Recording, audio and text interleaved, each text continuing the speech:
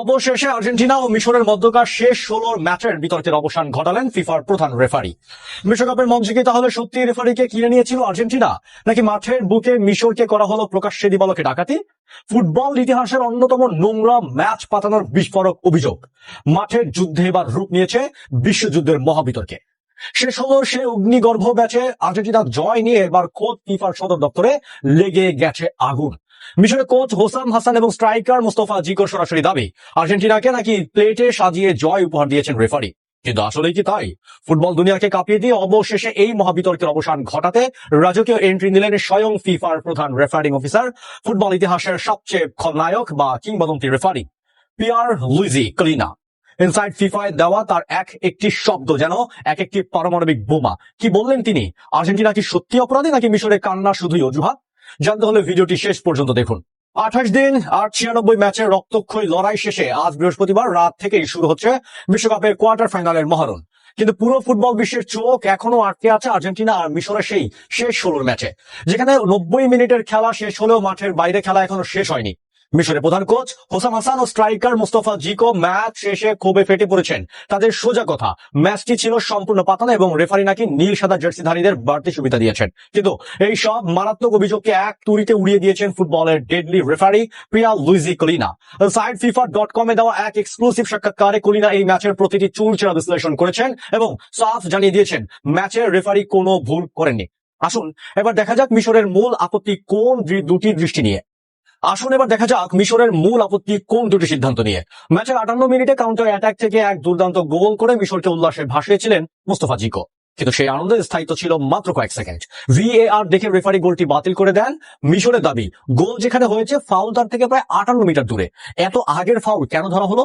এই বিতর্কের ব্যবচ্ছেদ করে পিয়ার লুইজি কলিনার নিয়ম বুঝিয়েছেন নিখুঁত ভাবে। কলিনা বলেন, প্রতিটি গোল হওয়ার পর VAR আক্রমণাত্মক বল দখলের পর্যায়ে বা অ্যাটাকিং পজিশন ফেজ পুঙ্খানুপুঙ্খভাবে যাচাই করে। যদি গোল হওয়ার আগে কোনো ফাউল শনাক্ত করা হয় এবং মনে হয় যে সেই ফাউলটির কারণেই গোলটি করার সুযোগ তৈরি হয়েছে, তবে VAR মাঠের রেফারিকে সিদ্ধান্ত বদলানোর পরামর্শ দিতে বাধ্য।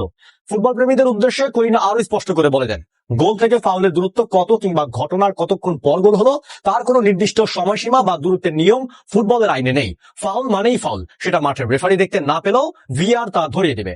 অর্থাৎ 85 মিটার দূরত্বের যে দোহাই মিশর দিচ্ছিল তা ফিফার আইনের কাছে টিকলো না। এবার আসা যাক দ্বিতীয় এবং সবচেয়ে নাটকীয় বিতর্কে। নির্ধারিত 90 মিনিট শেষের পর স্টপেজ টাইমের ঠিক দ্বিতীয় মিনিটে পাল্টা আক্রমণে আর্জেন্টিনার হয়ে জয় সূচক গোলটি করেন এনজো ফার্নান্দেজ। কিন্তু ঠিক এই আক্রমণের শুরুতে আর্জেন্টিনার ডি বক্সে হুলিয়ান আলভারেজের পায়ের সাথে লেগে পড়ে যান মিশরের প্রাণ ভোমরা মোহাম্মদ সালাহ। মিশরের দাবি ওটা পেনাল্টি বা ফাউল ছিল, যা রেফারি VAR এ দেখেইনি। কলিনা এই ঘটনারও একদম কাটাছেঁড়া ব্যাখ্যা দিয়েছেন। তিনি বলেন, যদি গোল হওয়ার আগের মুহূর্তে যদি কোনো ফাউল না থাকে তো VAR রেফারিকে কিছুই জানাবে না। প্রতিপক্ষের পায়ের ওপর পা রাখা অবশ্যই ফাউল, কিন্তু একজন ডিফেন্ডার যদি আগে বল স্পর্শ করে এবং তারপর স্বাভাবিক ফুটবলীয় কন্ট্যাক্ট বা স্পর্শ হয়, তবে তা কখনোই ফাউল নয়। 5 বারের আন্তর্জাতিক বর্ষসেরা রেফারি বলেন, রেফারি এবং VAR সালাহ এবং আলভারেজের মধ্যকার ঘটনাটিকে খুব কাছ থেকে দেখেছে এবং এটিকে সম্পূর্ণ স্বাভাবিক ফুটবলের স্পর্শ হিসেবে বিবেচনা করেছে। ফলে মিশরের পেনাল্টির দাবিও পুরোপুরি নাকচ হয়ে যায়। সবশেষ কলিনা ফুটবল বিশ্বের কোটি ভক্ত ও কর্মকর্তাদের রেফারিং নিয়ে কিছুটা সহনশীল হওয়ার করা আহ্বান জানান। কারণ ভিত্তিহীন অভিযোগ শুধু খেলার সৌন্দর্য নষ্ট করেন না, বরং একজন রেফারি ও তার পরিবারের জন্য বড় হুমকি হয়ে দাঁড়ায়। কলিনা অত্যন্ত কঠোর ভাষায় হুঁশিয়ারি দিয়ে বলেন, ফিফা বিশ্বকাপ ম্যাচ পরিচালনাকারীদের সততা নিয়ে কেউ প্রশ্ন তুলতে পারে না। সিদ্ধান্ত নিয়ে গঠনমূলক আলোচনা হতেই পারে, কিন্তু ভিত্তিহীন পাতানো ম্যাচের অভিযোগের কোনো স্থান ফুটবলে নেই। এমনকি খোদ ফিফা প্রেসিডেন্ট জিয়ান্নি ইনফান্তিনোর রেফারিং ব্যবস্থার উপর কোনো প্রভাব খাটানোর ক্ষমতা নেই বলে জোর দিয়ে জানান কলিনা। ফিফা টিম 1 সম্পূর্ণ স্বাধীন এবং সৎ সিদ্ধান্ত নেয়। সুতরাং আর্জেন্টিনার বিরুদ্ধে মিশরের আনা পাতানো ম্যাচের অভিযোগ ধোপে টিকলো না। রেফারিদের প্রধান কলিনা নিজে সিলমোহর দিয়ে দিলেন, আর্জেন্টিনার জয় ছিল শতভাগ বৈধ এবং নিয়মের ভেতর। আপনার কি মনে হয়, কলিনার এই ব্যাখ্যা কি আপনি মেনে নিচ্ছেন, নাকি এখনো মনে করেন মিশর বৈষম্যের শিকার হয়েছে?